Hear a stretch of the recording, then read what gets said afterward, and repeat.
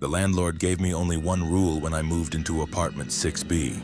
Never remove the photographs from the walls. I thought he was joking. There were 23 framed photographs throughout the apartment. Black and white family portraits, faded wedding pictures, birthday photographs, and stiff group photos of strangers standing inside the same living room. My living room. The wallpaper changed from picture to picture, but the window, the ceiling light, and the dark wooden door were unmistakable. "What are these?" I asked. "Previous tenants," the landlord said. "Why leave their pictures here?" He stared at the largest family portrait, because the apartment remembers them. Then he handed me the key and left. I should have followed him. The first few nights were normal. The apartment was old but quiet. Sometimes the pipes groaned after midnight. Sometimes I heard faint footsteps from the unit above me.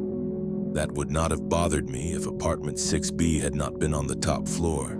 On my fourth night, I noticed something different about one of the photographs. It showed a married couple sitting at a dining table.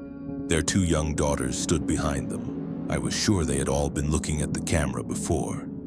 Now the younger daughter was staring toward the edge of the photograph, towards something outside the frame. I told myself I had remembered it incorrectly. The following morning, both daughters were looking away from the camera. The next night, their parents were doing it too. All four were staring toward the same empty corner.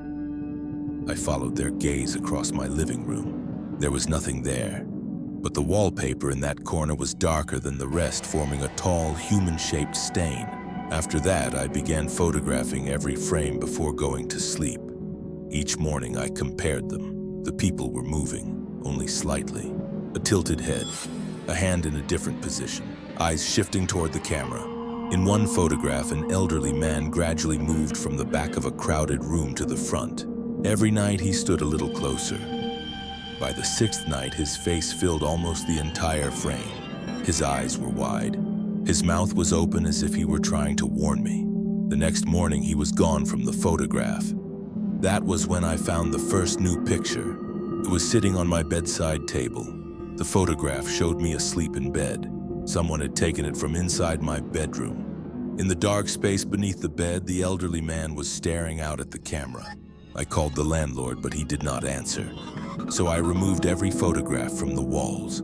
Behind each frame was a dark stain shaped like the person in the picture. Some were small, some were unnaturally tall. The stain behind the family portrait contained 5 figures, although only 4 people appeared in the photograph. The 5th figure stood behind the family. Its arms hung below its knees, its head bent sideways against the ceiling. As soon as the final frame came down, the apartment became completely silent. The pipes stopped. The refrigerator stopped humming. Even the traffic outside disappeared. Then I heard a woman speaking from behind the wall. "Dinner is ready," a man answered from the bedroom. "I'm coming." Children laughed inside the ceiling. A baby cried beneath the floorboards. More voices joined them. Dozens of conversations occurring throughout the apartment at once. Arguments, birthday songs, prayers, someone begging to be released. Then every voice stopped. From inside the wall behind me, a child whispered, "He took our pictures down." The ceiling light went out. In the darkness, I heard bare feet entering the living room. Not one person, an entire family. Chairs scraped across the floor. Plates touched the dining table. Someone sat down behind me and began chewing slowly. I did not turn around. A woman's voice spoke beside my ear.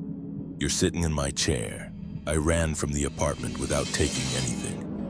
The landlord was waiting at the bottom of the stairs. "You removed them," he said. "What is wrong with that apartment?" He looked past me toward the top floor. The building was damaged in a fire 60 years ago. Apartment 6B was completely destroyed. Everyone inside died. Then why was it rebuilt? "It wasn't." I stared at him. He continued quietly. "There is no apartment 6B in this building." Behind us, the elevator doors opened. The display showed a 6th floor. The building had only 5. Inside the elevator stood the family from the largest portrait. Their clothes were burned. Their skin was pale and cracked, but they were smiling. Between the 2 daughters stood another person. Me.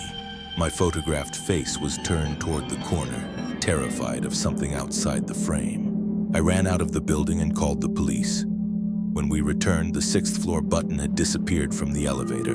The stairwell ended at the 5th floor. There was no top floor, no hallway, no apartment 6B. The landlord had disappeared too. One officer searched the building's old records.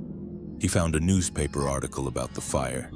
It included a photograph of the original tenants, the same family I had seen in the apartment. But now 5 people stood in the picture. The parents, their 2 daughters, and me. I wore modern clothes that did not belong in a photograph taken 60 years ago. The officer stared at it for a long time. "Who is this man?" I asked, pointing at myself. He looked confused. "What man?" "The one standing behind the family. There are only 4 people in this picture." I grabbed his arm. "You can't see me?" His expression changed, not into fear, into irritation. He pulled away and asked why I was inside a restricted building. I told him my name. He searched for it. There was no driver's license, no employment record, no birth certificate. My phone no longer recognized my face. Every photograph of me had changed. Friends stood beside empty spaces. My parents posed with a sun-shaped shadow between them. When I called my mother, she said she had never had a child. By sunrise, even the police could no longer hear my voice. I returned to the building alone. This time, the elevator had a button marked 6. Apartment 6B was waiting at the end of the hallway. Inside, every photograph had been returned to its original place, except one. A new frame hung in the living room. It showed me standing in the apartment. My hands were pressed against the inside of the glass. My mouth was open, but no sound came out. Behind me stood every previous tenant. There were hundreds of them now, packed tightly into the room, their pale faces layered into the darkness. The landlord stood among them. He leaned toward my photographed ear and whispered, "The apartment doesn't keep pictures of its tenants. It keeps tenants who have become pictures." The front door slammed shut behind me. I tried to leave, but there was no handle on the inside. The wallpaper began to soften beneath my fingers. The room flattened around me. My body became cold and still. Then I heard keys turning outside. A young woman entered the apartment with the landlord. She looked around nervously. "What are all these photographs?" she asked. The landlord pointed toward my frame. "Previous tenants." She stared directly at me. For one hopeful moment, I thought she could see me moving. Then her eyes shifted toward the dark corner behind my photographed body. Her face went pale. "What is he looking at?" The landlord smiled. "The same thing you will be looking at soon." That was 3 nights ago. The woman is sleeping now. I can see her through the glass. Every night, the people behind me move a little closer. And tonight, for the first time, I can feel my own eyes turning away from her. Toward the empty corner of the photograph, something is standing there. Something that was never one of the tenants. And it has finally noticed that we can see it.